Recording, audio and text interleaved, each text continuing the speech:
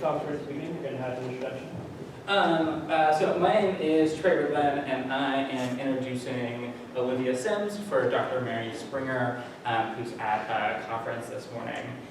Olivia is a senior, and she wrote a paper in Dr. Springer's modern architecture class. So, as her title suggests, she's going to discuss the discussion of the Guggenheim, so the links between Solomon, our Guggenheim Museum, and the Guggenheim Museum in Bilbao. Thank you. Hey guys, thanks for coming. Like he said, my name is Olivia, and this was a paper I did for my modern architecture research topic. In recent decades, museum architecture has become more experimental in their form and design for a variety of different reasons. Some of these reasons include a patron's desire to establish a brand for their museum, association with the content that will be exhibited with inside, and hopes of attracting tourism to their community. Two of these museums that fit this picture are Frank Lloyd Wright's Solomon R Guggenheim Museum and Frank Gehry's Guggenheim Museum Bilbao. The Solomon R Guggenheim Museum is located in New York across from Central Park and houses a collection of non-objective art. The spiral shape of the building stands in deep contrast with the typical rectilinear shape of the adjacent buildings. This building breaks from typical formal styles that primarily utilize more walls than a roof, in which William Curtis, author of modern architecture since 1900, stated that the design of the museum has, quote, altered the ground rules of architecture itself, end quote. On the other hand, the Guggenheim Museum Bilbao is located on the estuary of Bilbao in Spain, and is also a museum of modern and contemporary art. This building is also a focal point in terms of the city's architecture due to its unique abstract design. Gehry's Guggenheim Museum is also pushing architectural boundaries by incorporating the spatial research of Le Corbusier and Alto. These two museums offer comparison because they both attempt to act as architectural sculpture, attempting to harmonize with the works exhibited within, and are also made by two famous architects, Frank Lloyd Wright and Frank Gehry. Although these two museums look completely different, I argue that Frank Gehry's unique abstract design of the Guggenheim Bilbao can be attributed to the experimental and controversial design of Frank Lloyd Wright's Solomon R Guggenheim Museum. This link between the two can be shown through their common patronage of the Solomon R Guggenheim Museum Foundation and through a discussion of both architects' influences that impacted their design. My first point that undeniably links the two museums together is their common patronage, which is found through the Guggenheim Foundation. We'll start with Frank Lloyd Wright, as he was first sought after by Olivia, the co-founder and first director of the Solomon R Guggenheim Museum. She wrote to him in search for the right architect to design a structure in which Solomon R Guggenheim wanted to have an appropriate place to house his collection of non-objective artwork. Rebay felt that Frank Lloyd Wright was the perfect man to execute what Mr. Solomon R Guggenheim wanted. From the start, Mr. Guggenheim wanted to build something different, something that would completely disrupt the typical rectilinear styles of museums before it. Mr. Guggenheim stated in a letter to Frank Lloyd Wright, insisting that the museum design must be a work of art. This simple statement made to Wright reveals the future legacy of Guggenheim brand in relation to museum architecture. In addition, Rebay's vision for the museum, of which Mr. Guggenheim wholly agreed with, was to be a hallowed space for the exhibition of the Guggenheim Foundation's collection, in which she wanted the building to, quote, be a temple of non-objectivity, end quote. Wright appears to fulfill this request, as the museum structure represents no particular object, but it still has a rhythmic order in its form. This idea of the museum acting as the artwork itself permeates the Guggenheim brand, in which his successors would closely follow. This leads us to the Frank Gehry's museum. Frank Gehry was sought after for designing the new Guggenheim in a different way, but was still tied to the patronage. He was invited to participate in an international design competition with the Basque capital in the city of Bilbao to design the second European branch of the Guggenheim Foundation as part of the strategy for urban and economic renewal.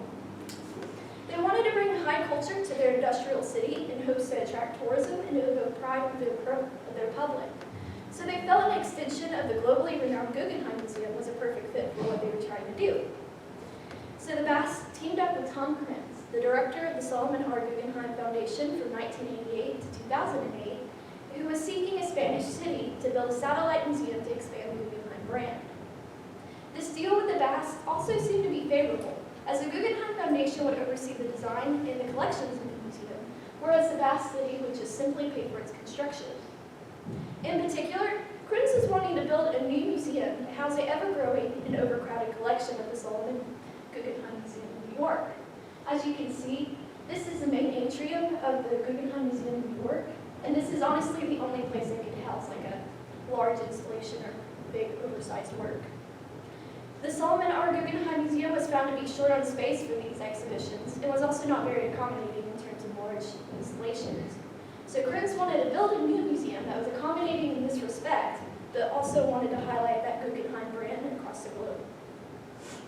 Tom Krenz wanted this new museum to be even better than the first, and when she told Gary at the beginning of his commission that the museum, quote, must be the greatest building of the 20th century, you gotta be, which is referring to Lloyd Wright, who was possibly the greatest architect of the time.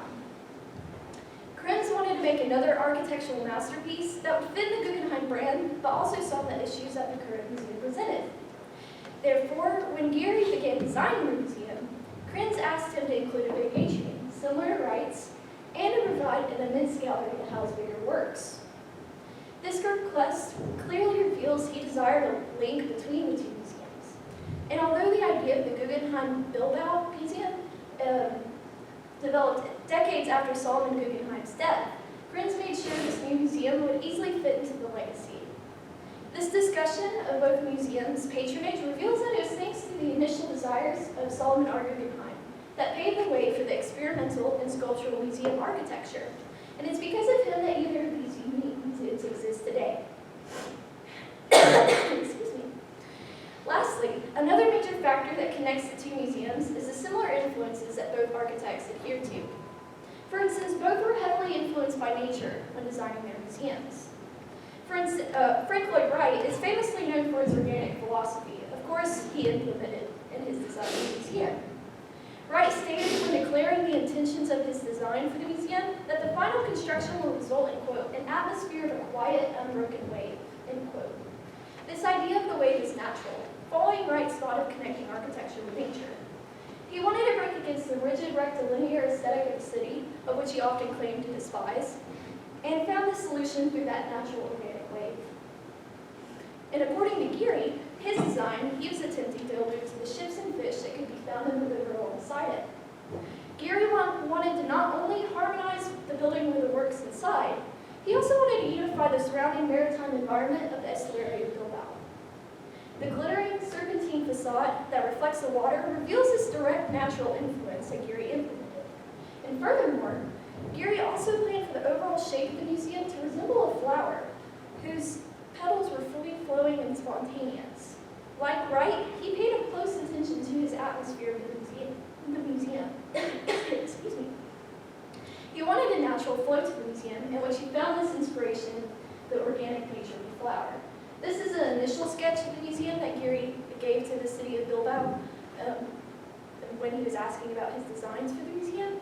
And you can see through this gestural sketch the idea of the atmosphere he wanted. It was like free-flowing and gestural, and that part right there is supposed to resemble an orchid. So you can see where that facade came from.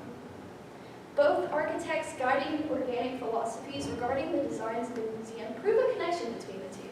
They both wanted a fluid environment that not only harmonized with the works within, but also harmonized with nature. Overall, although the two museums appear to have nothing in common, Fred Geary's Guggenheim Museum Bilbao can be attributed to Frank Lloyd Wright's experimental design of the Solomon R Guggenheim Museum.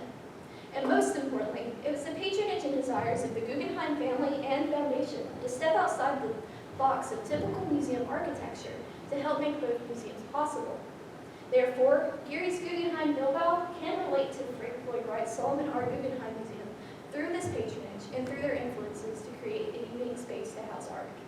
Thank you for your time.